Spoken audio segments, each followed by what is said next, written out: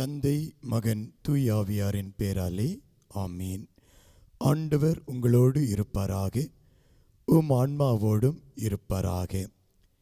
இயேசுவில் பிரியமானவர்களே, திரு இரத்த மாதத்தின் 16வது நாளின்று ஏராளமானோர் தொலைபேசியில் என்னை தொடர்பு கொண்டு இந்த ஜெபத்தின் வாயிலாக எங்களுடைய வாழ்க்கையிலே பல நல்ல காரியங்கள் நடைபெற்று கொண்டிருக்கிறது என்பதை மகிழ்ச்சியோடு தெரிவித்தீர்கள்.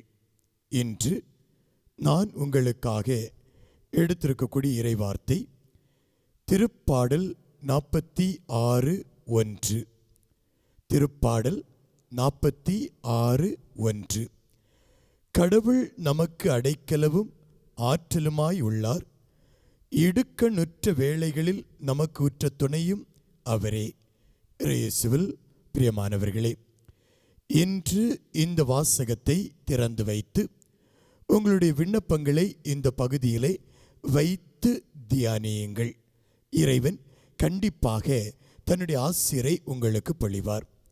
இந்த இறைவார்த்தையை நாம் பார்க்கின்ற பொழுது அல்லது தியானிக்கின்ற பொழுது பலவிதமான உண்மைகள் வெளிப்படுவதை பார்க்கலாம். விவிலியம் சொல்லுகிறது, ஆண்டவர் எனக்கு அடைக்கலமாய் இருக்கிறார். இதை நாம் எப்படி புரிந்து கொள்ள முடியும் என்று நாம் பார்த்தோமேயானால், பழைய ஏற்பாட்டில் இயற்கை பேரிடர்கள் வருகின்ற பொழுது, போர் நடைபெறுகின்ற பொழுது மக்கள் தங்களை பாதுகாத்து கொள்வதற்காக உயரமான இடங்களில் மலைகளில் தஞ்சமடைவார்கள், அடைக்கலம் புகுவார்கள். ஆகவேதான் அந்த அடைக்கலமாக இருக்கக்கூடிய அந்த இடம் தங்களுக்கு பாதுகாப்பு நிறைந்தது என்ற எண்ணம் அவர்களுக்கு உண்டு. இன்று தாவீது அரசர் அதே நிலையை இந்த இடத்திலே எடுத்துக்கொண்டு சொல்லுகிறார். எவ்வாறு உயரமான இடத்திலே மக்கள் பாதுகாப்பு அடைகிறார்களோ அதே போல தங்களுடைய வாழ்க்கையில் வேதனைகளும் துன்பங்களும் போராட்டங்களும் வருகின்ற பொழுது உயரமாய் இருக்கின்ற நிலையில் இருக்கக்கூடிய ஆண்டவர், அதாவது அந்த மலை என்பது இறைவனுடைய பிரசன்னத்தை வெளிப்படுத்தக்கூடிய இடம். பழைய ஏற்பாட்டிலே உயரமான இடம் என்பது கடவுளுடைய பிரசன்னம் இருக்கக்கூடிய இடம். அந்த உயரமான இடத்தில் இருக்கக்கூடிய கடவுள் எங்களுக்கு அடைக்கலமாக இருக்கிறார். அந்த ஆண்டவரை தேடி செல்லுகின்ற பொழுது அவர் எங்களுக்கு அடைக்கல பாறையாக இருக்கிறார் என்பதை அவர் உணர்ந்து கொள்கிறார். அதை தான் உணர்ந்ததை அனுபவித்ததை எழுதியும் வைக்கிறார். இன்று நம்முடைய வாழ்க்கையில் இப்படிப்பட்ட ஒரு சூழல், எல்லா இடமும் நெருக்கடியான நிலை வருகின்ற பொழுது என் ஆண்டவர் பெரியவராய் இருக்கக்கூடியவர், விண்ணையும் மண்ணையும் படைத்து ஆளக்கூடிய அந்த ஆண்டவரை நீங்கள் பற்றி பிடித்து அவரிடம் அடைக்கலம் புகுந்தீர்கள் என்றால் நம்முடைய வாழ்வு செழிக்கும் என்ற உண்மை இங்கு புலனாகிறது. அடுத்ததாக அவர் ஆற்றல் நிறைந்தவர், அடைக்கலமும் ஆற்றலுமானவர். ஆற்றல் என்று சொல்லுகின்ற பொழுது ஏன் ஆண்டவரை ஆற்றல் நிறைந்தவர் என்று இங்கு சொல்லுகிறோம் என்றால், என்னுடைய ஆற்றல் இழந்து போயிருக்கிறேன், நான் பலவீனப்பட்டு போயிருக்கிறேன், என்னுடைய பலவீனத்தில் பலமாயிருக்கக்கூடிய அந்த ஆண்டவர் ஆற்றல் மிக்கவர் என்று அவரை நான் பற்றி பிடிக்கிறேன். இதுதான் அவர் ஆற்றலாயிருப்பதனுடைய அடையாளம். என்னுடைய பலத்தை இழந்து அவரை நான் பற்றி பிடிக்கிறேன்.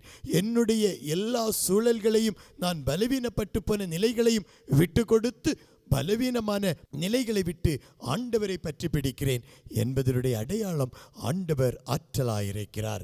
அதோடு மட்டுமல்ல, அடுத்து சொல்லப்படுகிறது, அவர் ஒரு துணையாளர், எனக்கு துணையாயிருக்கின்றார். இடுக்கணுற்ற நிலை என்னவென்று நாம் பார்த்தோமேயானால், நாலாபுறவும் மனிதர்களினாலும் தீய சக்திகளினாலும் சோதனைகளினாலும் ஒடுக்கப்பட்ட நிலைதான் இடுக்கணுற்ற நிலை என்று சொல்லுவார்கள். அப்படியெனில் என்னுடைய வாழ்வில் நாலா பக்கமும் எதிரிகள், என்னுடைய வாழ்வில் நாலாபுறவும் சோதனைகள், நான் அடிபட்டு போயிருக்கிறேன். எந்த இடத்திலிருந்து வெளியேறுவது என தெரியாமல் எல்லா பக்கமும் பூட்டப்பட்டு நான் நெருக்கடியில் உள்ளாகி இருக்கக்கூடிய நிலைதான் இடுக்கணுற்ற நிலை. யோசித்து பாருங்க, உங்களை ஒரு அறையில் வைத்து பூட்டி விடுகிறார்கள். நீங்கள் அந்த 4 சுவர்களுக்குள் மாட்டி முழிக்கிறீர்கள். எப்படி வெளியே வருவது என தெரியாமல் ஜன்னலை தட்டுகிறீர்கள், கதவை தட்டுகிறீர்கள், என்ன செய்வது என்று தெரியவில்லை. எப்படி இருக்கும்? இப்படிப்பட்ட ஒரு சூழல் மனித வாழ்க்கையில் இடுக்கணுற்ற நிலையாக திருப்பாடல் ஆசிரியர் விவரிக்கின்றார். நம்முடைய வாழ்க்கையிலும் இப்படிப்பட்ட நிலைகள் இருக்கலாம்.